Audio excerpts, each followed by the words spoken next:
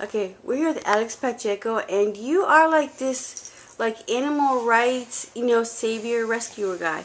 How do you get started? Oh, through a trip through a slaughterhouse. Went through a slaughterhouse a long time ago and saw animals being hung upside down and having their throats slit, and it was just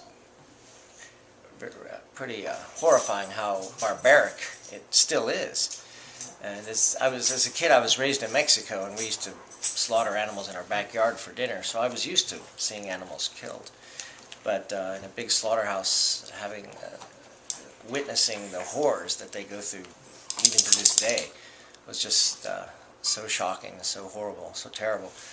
That's how I got involved and decided I need to try to do something about it. Now, you actually saved a bunch of monkeys from a research lab. Mm-hmm. Wow, okay, that's amazing. I read about that. That was, so.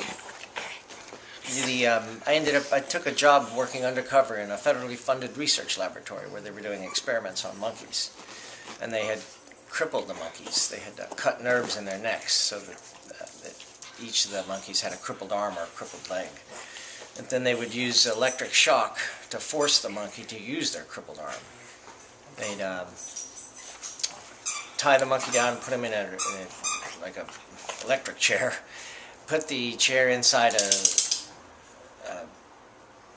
a refrigerator that had been unplugged, and then give the animal electric shock. And the only way the animal could stop the electric shock is if the animal used his crippled arm to squeeze a tube of toothpaste that had been taped into the hand of the crippled arm. So anyway, these poor animals were being given electric shock on a regular basis, and the only way they could stop it was to use the arm that had been crippled. And all types of terrible things, very painful things were going on inside this laboratory. And I was able to bring in the police, and the police arrested the laboratory, the head of the laboratory, and he was the first animal experimenter, ever to be charged with cruelty to animals in the country. Even though there are about 100 million animals that are killed in painful animal tests every year, no one's ever charged with abuse or mistreating any of those 100 million animals. It just shows how unregulated and unprotected these poor animals are who are used in laboratory tests. So I worked in this laboratory, exposed it, documented the cruelty, brought in the police. The police arrested the head of the laboratory, and that was the first laboratory ever shut down because of cruelty to animals. Even though, as I mentioned, there are over 100 million animals that suffer and die every single year. Imagine in 10 years we're talking about 1 billion animals. So it's a lot of animals, a lot of suffering inside laboratories for testing, and much of this testing is not necessary. A lot of it is done because there's money to be made. So the one way to avoid that and to not support that kind of cruelty is to live a cruelty-free lifestyle. Just buy products that are not tested on animals. Whenever you buy soaps or cosmetics or shampoos, buy the ones that say on the back, not tested on animals. That's one way everybody can do something to help. Okay, now you're also one of the co-founders of PETA, which is an amazing organization. And there's a little dog who's so cute. This is Odie. Yeah, Odie. Hey, Odie. Odie wants to be in the picture too. Okay. So how did that come about, PETA? Oh, after I'd been to that slaughterhouse and became active, when I moved to Washington, D.C., I wanted to do something to help animals, so I started lobbying for animals. And one thing led to another, and the next thing, that's where PETA was born in 1980. And it started out just 2 people, and with no money, no budget, no office, nothing, just very grassroots. And we just kept working in the Silver Spring Monkey case, working inside that laboratory was our first big project. And that was started in 1980, and went for a long time.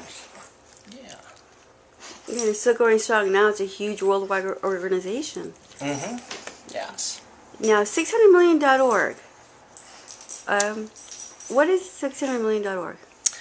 The full name is 600milliondogs.org, actually the full name is this. It's 600 million stray dogs need you, because that's the real the legal name. And it's about the fact that there are 600 million starving stray dogs on any given day around the world. And these 600 million starving stray dogs give birth to about 1 billion puppies every year who are also homeless and hungry and starving. So this is a cycle of suffering that repeats itself every year. So we found a way that we believe we can end this cycle of suffering. And it's by finishing a sterilization pill, what we call super birth control pills. And it'll be a pill that we hope to have finished within a year that you can put in. It'll come in the form of a dog cookie. And the dog, you can give it to a stray dog. The stray dog will eat it and then not be able to give birth or have puppies anymore. And it will allow us to end the overpopulation problem and end this cycle of suffering without having to do spay-neuter surgery on the animals, without having to kill any of the animals, and without having to harm anybody. So that's how we plan on ending the cycle of suffering for the world's 600 million starving stray dogs. End this suffering. We checked, we ran the numbers, and we found that the number 2 cause of suffering for animals on the worldwide, is overpopulation. The number 1 cause of animal suffering around the world are animals being raised and slaughtered for human consumption, for food. And the number 2 cause of animal suffering on the planet is the overpopulation of animals.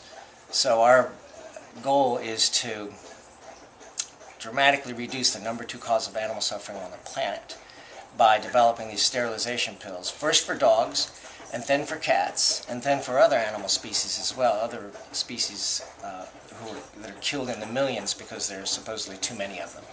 Everything from wild deer to kangaroos in Australia.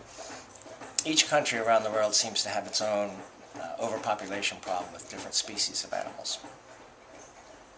So that's what we're working on doing. It's many years of work ahead of us, dogs, every year, through science, by using a pill, basically.